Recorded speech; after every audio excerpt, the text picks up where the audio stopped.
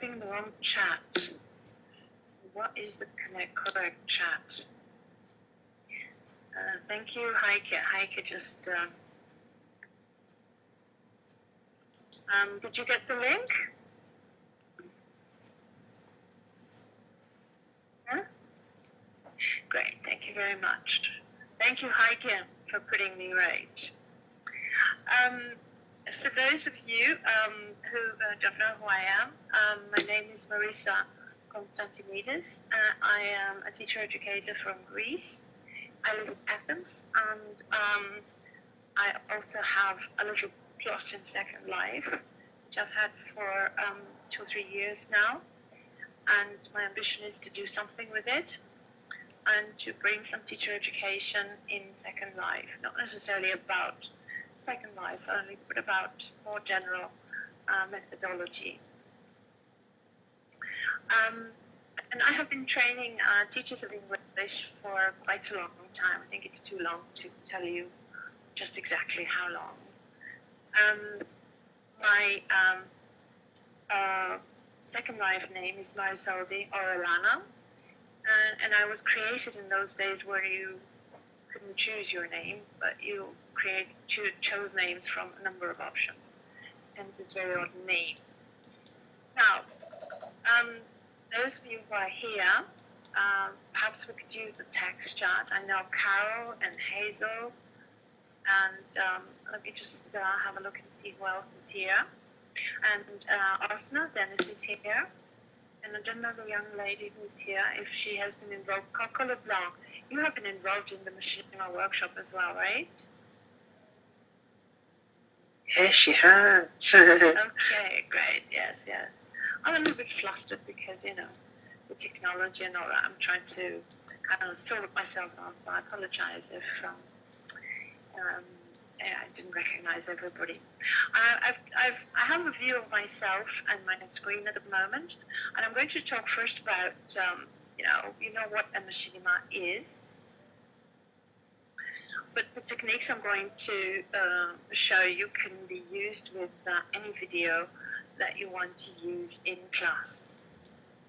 So whether machinima or a video clip or film clip, the techniques are good for all those types of film. But the machinima itself, we're going to look at the why, the what, the why, and how, which is quite normal in these presentations. And from Wikipedia, I got this definition, which seems to resonate with a lot of people. It's the use of real-time computer graphics engines to create cinematic productions. So basically, we're looking at filming in virtual worlds, creating a sequence, creating a story, creating moving images to use for language, for entertainment primarily, but we've been looking at potential for language teaching. I don't think I need to preach to the converted, and my audience is the converted audience, but some of the ways that seemed important to me to mention was the ability to control your content, which sometimes you cannot control with authentic material that you find on the internet. Sometimes you don't have enough time to find the right material, even if you scroll and kind of view hours and hours of YouTube clips and so on and so forth. The language controls that you can impose on the material itself, which again is very difficult if you want to do specific things with language. I think the motivation and engagement of students with the visual and moving motion element of machinima. I also think it's a wonderful source of comprehensible input that can generate more naturalistic language acquisition. And last but not least, perhaps it would be a good idea to mention modality preference. We do have learners who are very highly auditory and very good learners they are, but through the simple use of non-visual audio or audio without visual support. And we don't cater to our visual learners, and we make it just that much more difficult for them to process language, to interpret language in context. The absence of context make Machinima so attractive. I'm going to look at 3 kinds of how, and these are very, very general hows. I'm going to be looking at issues relating to how to use Machinima for language input, and by language input I mean grammatical structures, vocabulary, lexical items, lexical chunks. I mean language functions, I mean pronunciation, even discourse elements related to spoken language, such as turn taking and moves and intonation and stress and stuff like that. I'm going to be looking at it as a way of providing receptive skills practice, primarily listening, which is supported by the visual element, but we're also going to be looking at using Machinima for receptive skills work and for productive skills work. So our lesson objectives, if you like, would be generally of 3 kinds. Machinima as a tool, as a vehicle for language input. Machinima as a tool for receptive skills work, primarily listening, and to generate speaking and writing production from our learners. I'm talking here about fairly general lesson objectives. So there are 3 functions that I can see to a Machinima or to a short video clip in general, that you can use it to provide language as a model for learners to acquire and to emulate, to imitate. And you can use a Machinima as a prompt, and by prompt I mean in the broader general sense, to prompt generate language production, not in the sense of prompt for drilling purposes. And those 2 functions of a Machinima are very useful ones to the language teacher, and normally the Machinima of that serving those purposes would be teacher created, teacher generated. But there's also another kind of Machinima that you can look at, that is, Machinima is the end product itself, and that kind of Machinima is student created. So the Machinima and the language production involved is the process of creating the Machinima itself. The language output of the learners is the negotiation, the problem-solving skills that they need to exercise in order to produce a Machinima themselves. Are there any questions so far? Do you have any comments that you would like to make? Are you following my voice okay? Is my sound level all right? Sound is great. It's beautiful. It's wonderful. Yeah. Perfect. Thank you very much. Okay. Please, feel free to make any comments. I've now managed to negotiate leaving the chat open as well, so I can look at your comment, which is, I'm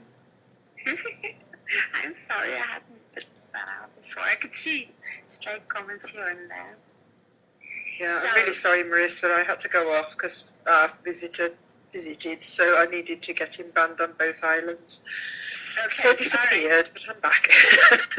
All right.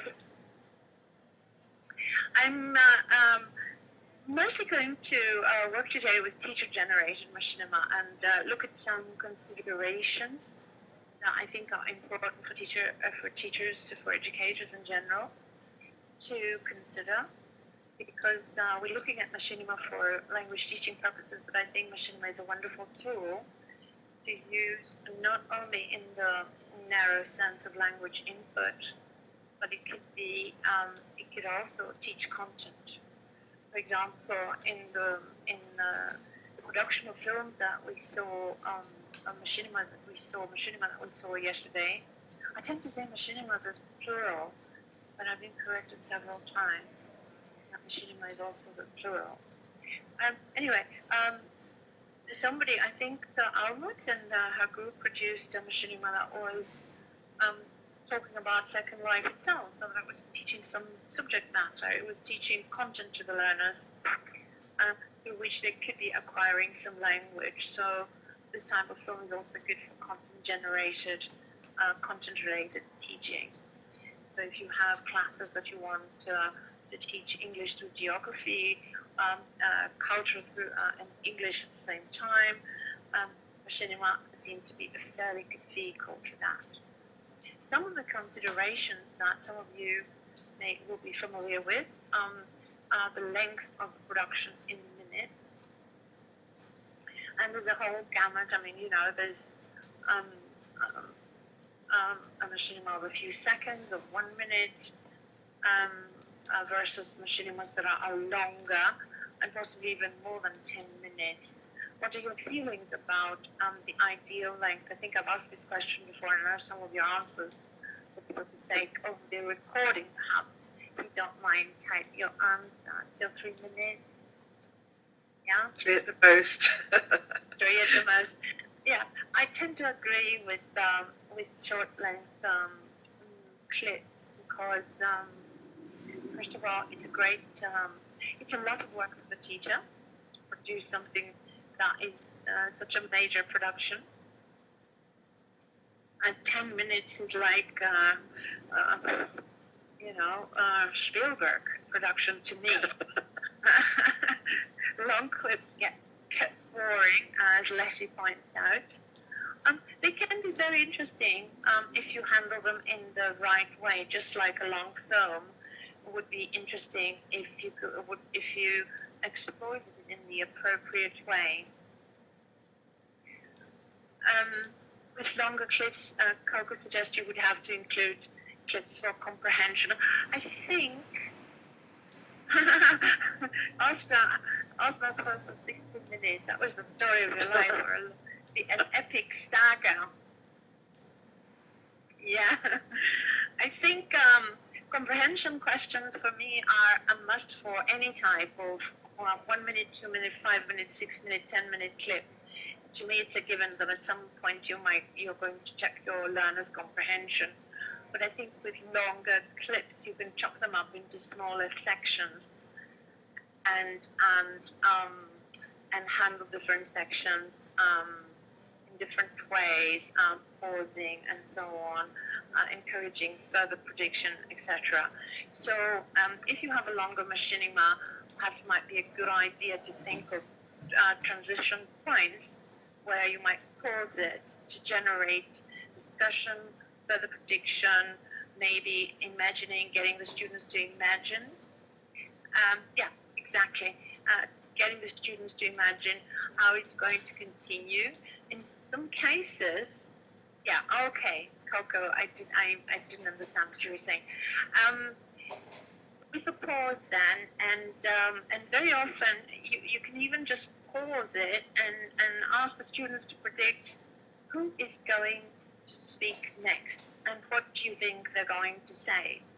This is wonderful prediction, practice and engagement, involvement in the action of the machinima, and gets the students to think, to do ongoing prediction, which facilitates listening and processing of the spoken message.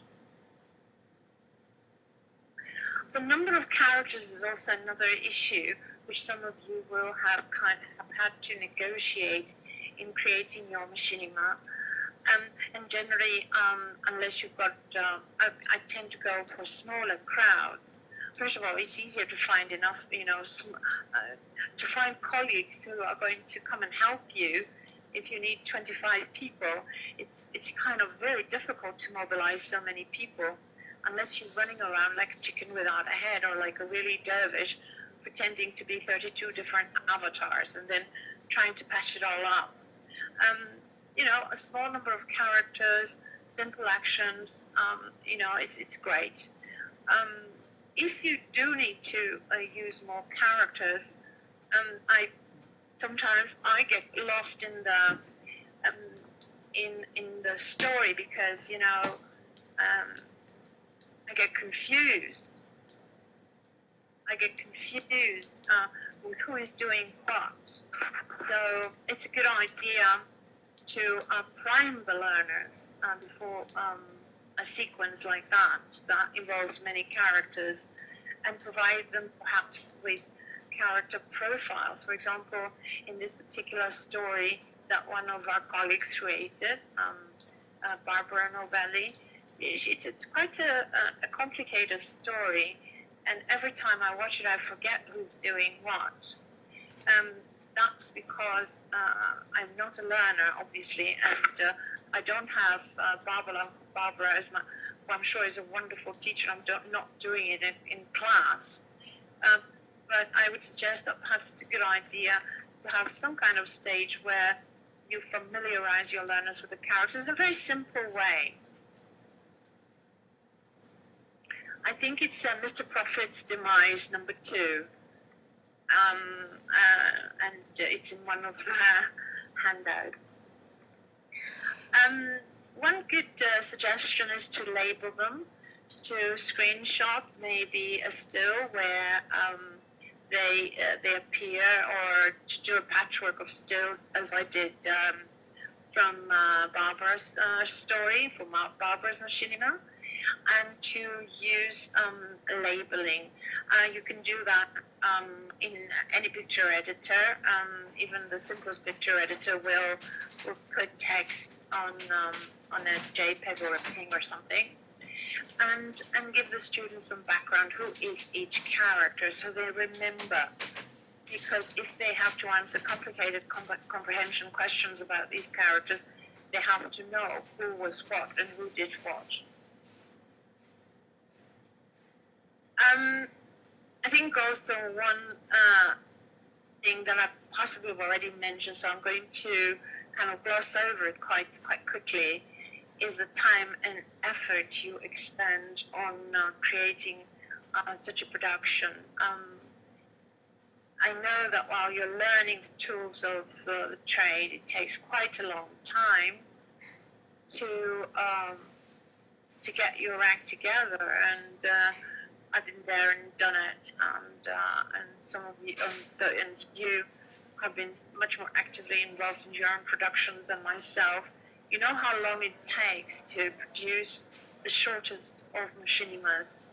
So consider your own preparation time as a teacher. Consider the effort that you put in. I know that you kind of justify to yourselves, and you say, well, if I create it, I can use it again and again. But just consider the fact that you may be thrilled with the creative potential, with the creative stimulation that creating the machinima gives you. It gives you a good rush. It makes you feel creative as a teacher, and that's absolutely wonderful. But don't get carried away. You have a life as well, and putting in 15 hours of preparation for something which is going to last 2 minutes, and then you might never use it again with another class, is not a very good idea. You really need to consider to plan it carefully, to plan it so that it's time efficient for you as well, because from my experience, teachers are not actually paid for the preparation time.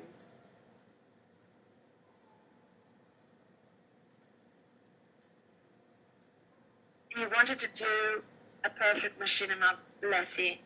Can I just say that forget the illusion of the perfect machinima. Just like I think in my experience, if I draw 3 silly figures on the board and they vaguely look like people doing what I want them to look like, my students are thrilled. And sometimes they laugh, and that laughter is even better. You know? See my drawing as well. Well, exactly. My drawings on my board don't have to be perfect for my students to appreciate the fact that I'm trying to get them to visualize something. So don't expect your machinimas to be perfect. If they have the basic elements, the basic ingredients that you need to highlight, to showcase the situation, to highlight language, I think that's fine. Of course my students love me, that I'm a professional. Like all professional teachers, I respond to my students. I'm sure they adore you, Letty, because I've seen you in action with your learners. It's my job to do this. It's not that I'm lovable, but I really, teachers do that. It's our job to create a good atmosphere in our classrooms. So the time and effort are important. The other thing that you really need to consider is your focus, the aim of your machinima. Again, don't get carried away with the creative rush of, I want to make a film. Think about your syllabus, think about your target language. Most leaders like you. I doubt it. I doubt it. They will remember you with longing, Coco, and say that was the teacher that made us work. It's my experience. It is my experience. Students like a firm teacher. They don't like permissive teachers. I swear to you, you will be up there in their Hall of Fame one day. But when you find out, it's going to be too late. Give them back some love. So decide, is your focus language? Is your objective to practice listening skills, to use the machinima as a springboard for speaking, for writing, possibly even for further reading, because if you use the machinima as a springboard for something, it could lead the students to writing, and in order to write, they might go and look up some different texts of a similar genre and analyze them and look at them. So it can be, but you really need to decide. And is it going to be a mixture? In reality, as perhaps a teacher and teacher educator, I would, who has seen hundreds of lessons taught by very good teachers, I would suggest to you that I have never seen a skills lesson that did not have a very clear language focus at some point. It's a consideration you really need to think about. Students don't come to our classes just to become better readers. They come to our classes because they want to learn language. So at some point, we really need to give them some language as well. So I would suggest that with any skills lesson, you should decide what is your language focus and at what point you're going to focus on that. Because this material is not authentic in the sense that it's something you create or the students create, the choice of language is quite significant. It's not going to be authentic, so you've got to be very careful that it doesn't sound contrived.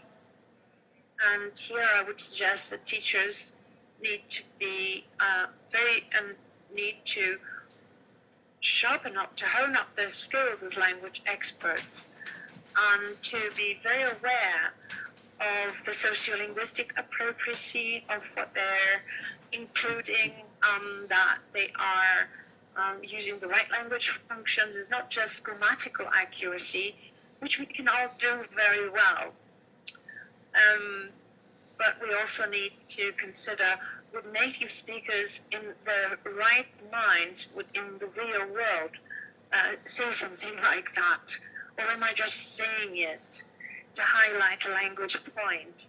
But native speakers would never talk like that. So it's important for you to be aware of real language use and to include realistic, naturalistic stretches of language, articulated at the right speed not in slow, convoluted, easy to understand kind of language, which, some teachers think it facilitates listening, but in reality, it makes the teacher dependent. Students need to be able to understand naturally spoken language, and that should be what we choose to include. Some language controls might be desirable, and this is why Machinima is so appropriate for the language classroom, because you can control language. I can hear a little birdie in the background. It's chirping away very happily.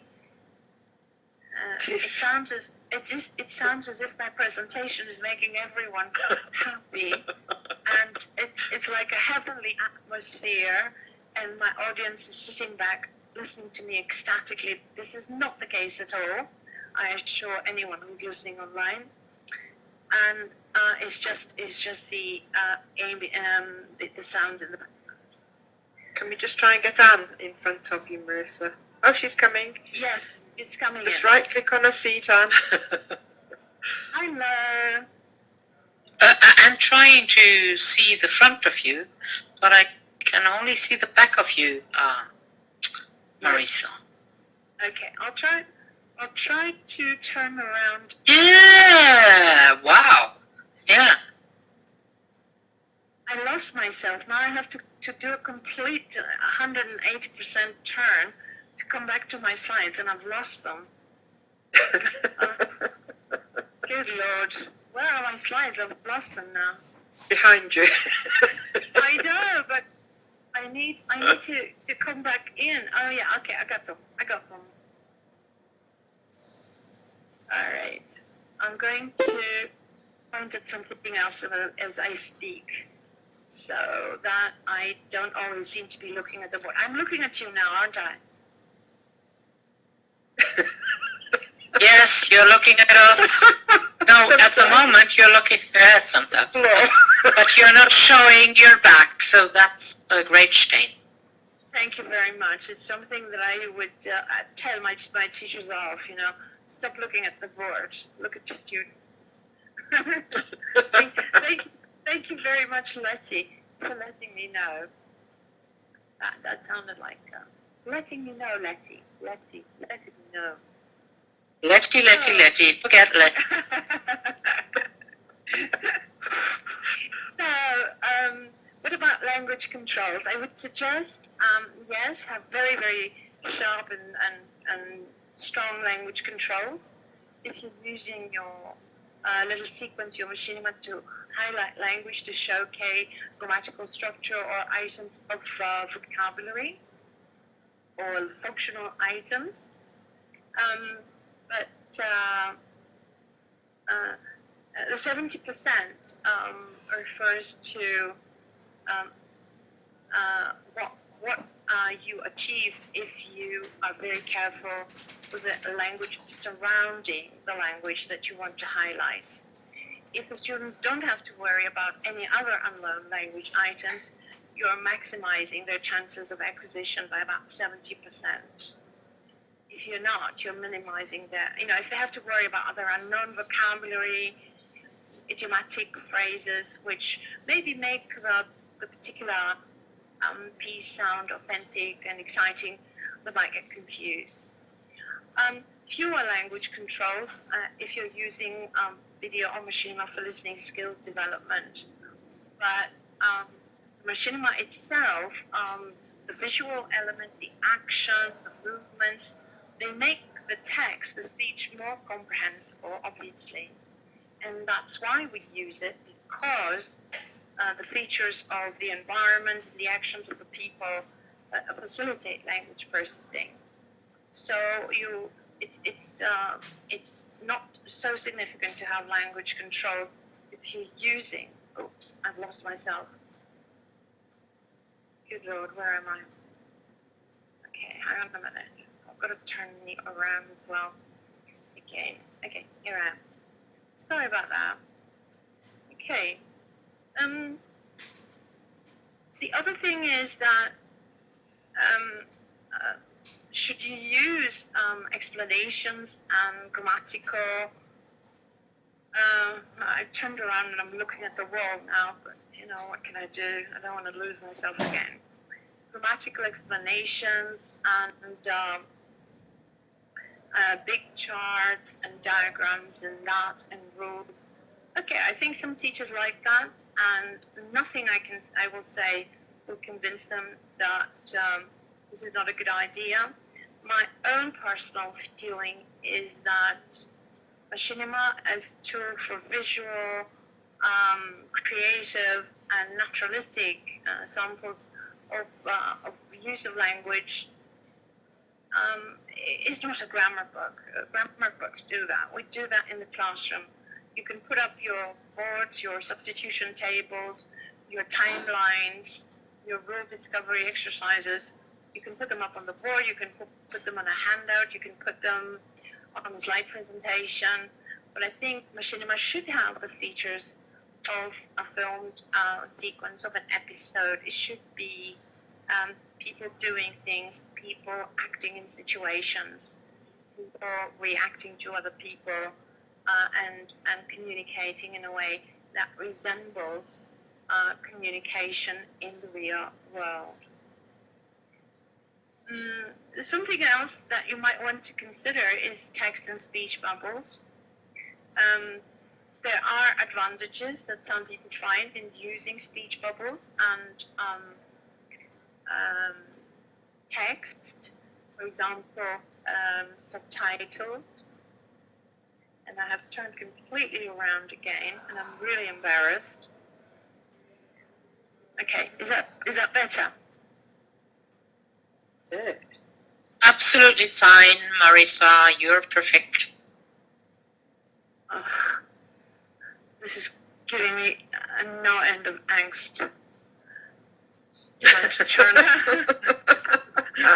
worry. Don't worry. I should have put a browser view at the other end for you as well. I think, yeah, I should have duplicated my slides actually. That would have been perfect. But who would have been clicking them? Do you imagine me clicking both browsers? That would have been me confused. Oh, Carol. Carol is the best clicker here in the world. She's been clicking along all through languages, you know. Seems like it. Okay, some of the advantages are that people say, well, the speech bubbles or the subtitles or whatever, they can help visual learners. It makes listening to accents easier. It gives the opportunity to explore new vocabulary and that. And these are good points. But I think for me, written language on a Machinima is a tad unnatural.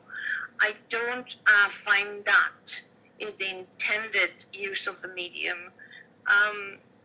Okay, in the real world, we also see subtitled movies, but not if you're a hearing person. Yeah, okay, I think, you know, Letty, I know you have a different view, but I have a different view as well. I think if I were to make a Machinima that I wanted to have subtitles or speech bubbles that are completed, I would probably make a copy of my original one, or I would intersperse bubbled and unbubbled scenes of the same one. No, I'm not saying they do. No, they have some really lovely ones without any evidence of subtitles at all. So I'm just saying that the first contact with language through a Machinima should be without text, because listening and reading at the same time makes students text dependent. Just like I would never advocate teaching listening through reading, or teaching the learners to listen to a story by also reading the text at the same time, because it doesn't develop the reading skills. In the same way, I would suggest that the purpose of the Machinima is to showcase language through auditory input with visual support. And secondarily, just like we do with perhaps listening to an audio tape or an audio track, in the classroom, we tend to exploit it without the transcript, but at a later point in the lesson, we might show the transcript for language exploration. If the instructions are to be spoken, they should be understood as spoken. If they are to be written, then I wouldn't make a machinima. I would give them a text with images. Yeah. I think Osna has a point. It's the good old days of language laboratories and drilling and killing. Nothing should be spoken before it has been heard, and nothing should be written before it has been read, was the saying of the good old Louis Alexander. It has not been completely overthrown as a statement, because we understand now that in order to produce written language, you've got to read, you've got to be exposed to loads and loads of text. In order to be able to speak, the child listens to masses and masses of auditory input from the parents, and they don't have subtitles or speech bubbles next to their mother's head. Yeah, okay, adult learners, older learners don't have so many hours of input. So I'm just saying that text does not facilitate, does not make better listeners, does not work for language acquisition. It is useful for later stages in the lesson if you want to use it. Just like I would give out a transcript to my learners after listening to an audio text, they've listened to it 2 or 3 times. Now it's time to listen and highlight, for example, intonation contours, sound linking points. It's a good time to find some functional phrases. You use it for language focus and for language exploration. Rules and explanations, yes, if you're using something for self-access or for a revision. And again, I would just only put something like that at the end. Yeah. And English is notorious for that, Osna, for this huge mismatch between pronunciation, orthography, and phonology. Psychology and pseudo is, which I must say are Greek words, unlike the father in my big fat Greek wedding. Every word comes from the Greek. It's your fault. It's your fault. It's all your fault. It's not our fault you cannot pronounce our language, Carol, and that you had destroyed this beautiful Greek language. Don't get my back up, please.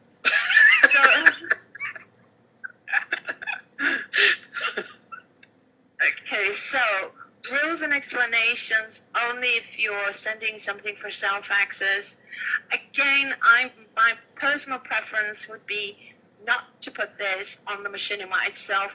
I'd best put it on a separate worksheet, give it as part of something else.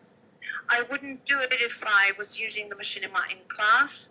I would keep it separate. I would do it on the board. I would do it on a handout. I wouldn't put it on the film. I don't know if you agree with me. Oops, sorry, I lost that.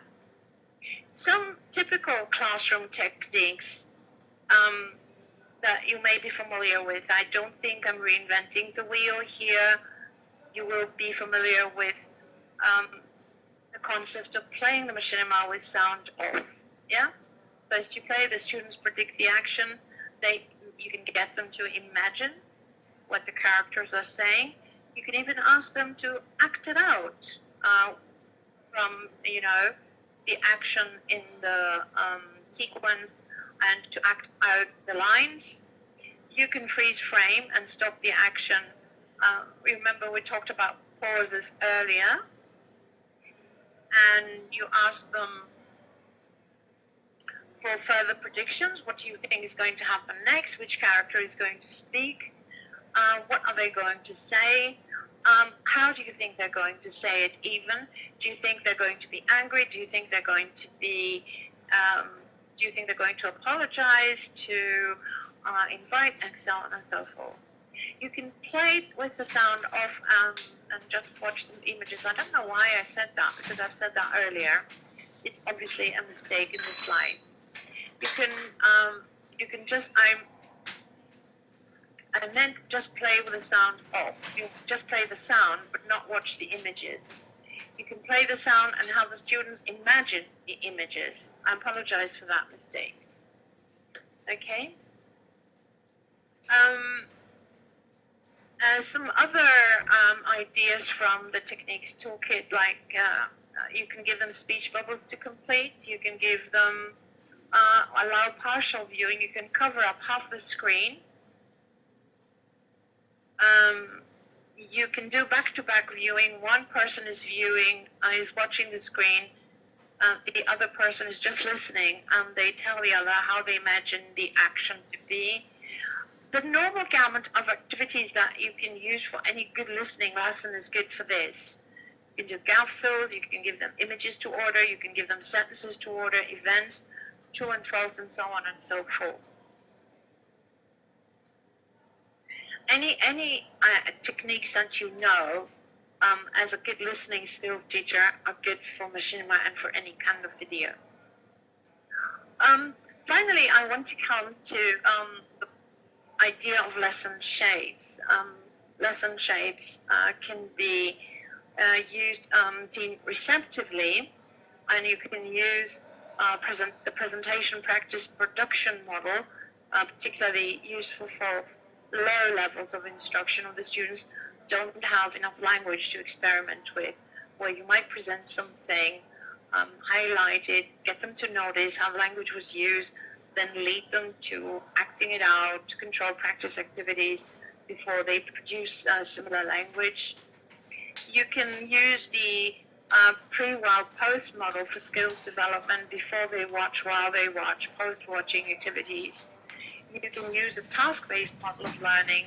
The students are given the situation, they are told about the characters, they may be given some ideas or some vocabulary from the action or some phrases, and they can be asked to recreate the language, to imagine the story, to write dialogue lines, to act out dialogue lines before they actually watch the Machinima.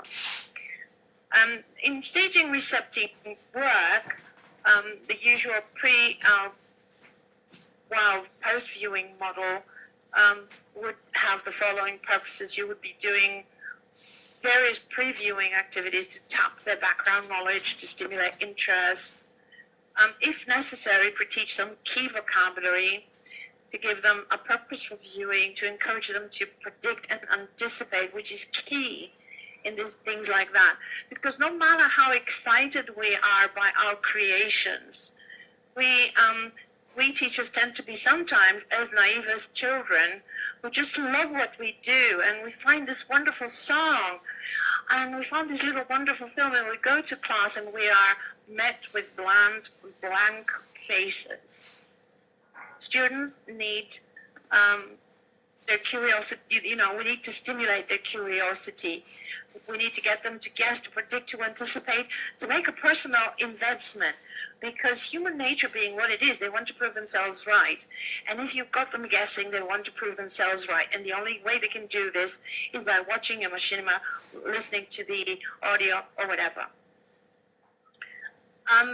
While they're viewing, I would suggest maybe a sequence that goes from the top down rather from bottom up processing. Don't look at the language immediately. Don't look at details of how this and that word was used or pronounced, but focus on the basic context, on the plot, on the characters, just the gist, the general main points of the story, facts, rather than great implications and innuendos. You can do those later, and only very later focus on the language itself.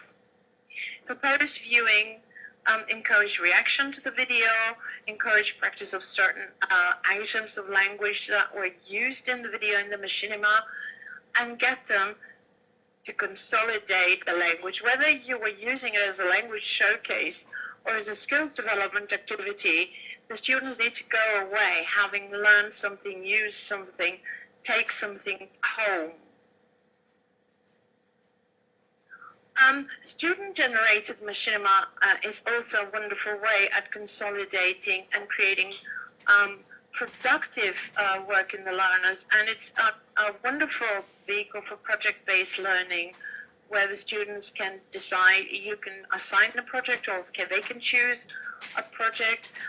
The shapes of lessons that you can follow there are not very different. You might have a little text as an instruction or leaflet or instructions on the situation or some kind of input to react to. For example, productively, they might have read a short story, and you might ask them to choose a scene from the story to dramatize. They might listen to a coursebook dialogue, and you, which is quite controlled in terms of language, and you might ask them to act it out and to dramatize it using this tool. You could use TBL sequences, as I described earlier, by giving the situation, some language, ideas, some prompts, some cues for the students to generate their own dialogues, their own stories, before they hear the input from the machinima itself. Finally, I just want to conclude with one of the things that machinima is quite good for.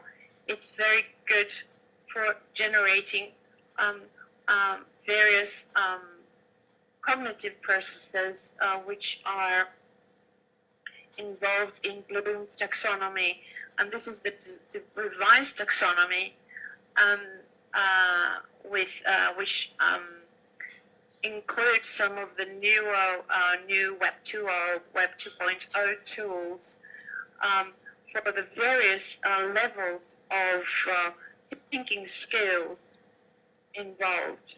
And remember that remembering and understanding may be considered low-level thinking skills, but they are crucial to learning as well. They are not to be sneered at because they are considered to be low-level skills. Without understanding and remembering, you cannot create, you cannot analyze, you cannot evaluate. But without some evaluation and creation, you cannot assimilate language. And I think I've also added Second Life here and machinima as a tool at the top of the creative Bloom's taxonomy, because it is a tool that promotes and encourages, enhances creativity. And if you look at the top of the hierarchy, from the top down, we go into the higher order thinking skills, designing, constructing, planning, producing, inventing, devising, making, filming, animating. They are at the top order. They are the highest order thinking skills in Bloom's taxonomy. So creativity and imagination are key, because the creative potential in our learners, if we cultivate it and develop it, it enhances language use. And language use in turn, creative language use enhances and improves our creative thinking potential, because language is, after all, the most creative human activity from a limited, finite number of lexical items. We can create millions and trillions of never duplicated phrases in our lifetime. It's potentially possible that we may never articulate the same utterance twice.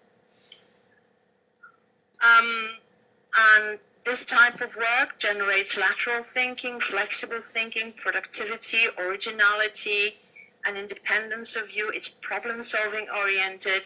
In a problem-solving oriented classroom, I think machinima, film creation, film editing, film writing, screenplay writing have a very important place, a very important role.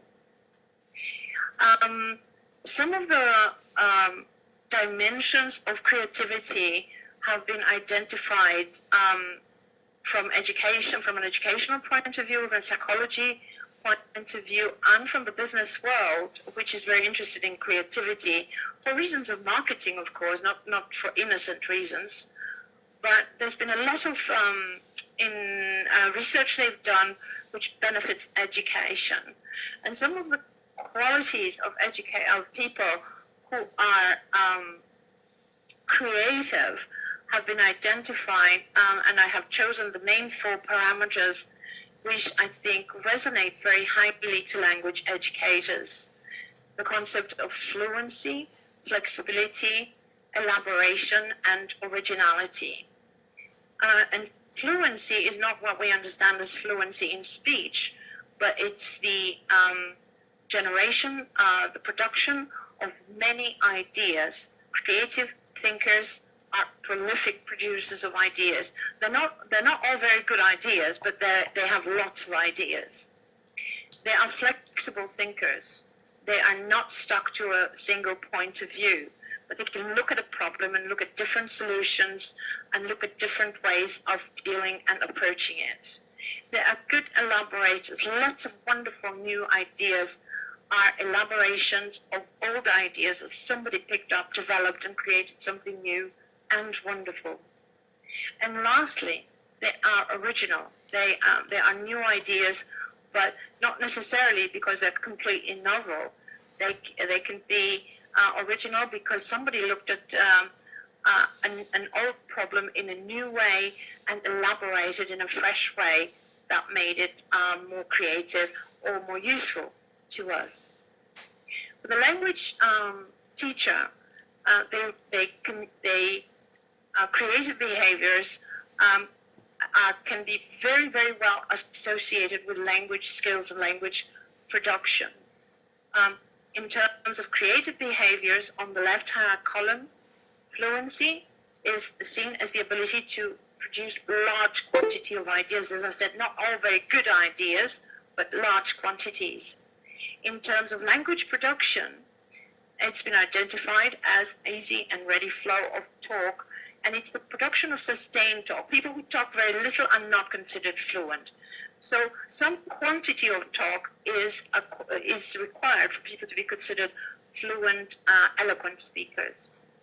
Flexibility relates to the ability to produce diverse ideas, not the same kind. And in language production, the ability to follow and respond to changes in the conversation, something which the audiolingual method, for example, did not anticipate and did not encourage. You were supposed to learn the pattern and use the same pattern. But in reality, fluent speakers can follow any change in the direction of the talk. And also, they can change direction in the talk themselves. Elaboration is the ability to add on to and embellish an already existing idea. And Machinima offers a wonderful potential for the ability to create, particularly because you can take a simple dialogue and embellish it through images and context. Oops, I've lost my slides. Got them. The ability to improve set phrases. It's a very useful skill for writing, for taking a very simplistic text and blowing it up and elaborating, embellishing it. And finally, the ability to produce uncommon and clever ideas in terms of language production. It's the ability to produce novel utterances, to avoid cliches, to be able to generate language from language. So that's all I wanted to say. I think Machinima is a wonderful tool for language educators. It's not just a language vehicle. It's not just a vehicle for showcasing language. It's a vehicle for developing thinking skills, creative thinking skills in our learners, for stimulating their imagination, for motivating them, but also for motivating teachers who are, they also need an occasional injection of creativity, of imagination and of things that are out of the mainstream of teaching, because our job is very difficult and we need to be engaged as well. Thank you very much for coming and for listening. And if you have any questions, I'd be very happy to answer them. And I can now turn around and look at you properly, because I couldn't look at you before. Okay. Any comments? Any noises? Thank you, Hazel. A very positive noise. It was brilliant, Marisa. It was really, really great. Thank you. Oh, this is a lovely comment. Thank you so much. Okay. The recording now. Thank you. Okay, I'll just put in the link again in the text chat in case somebody missed it. You can download everything,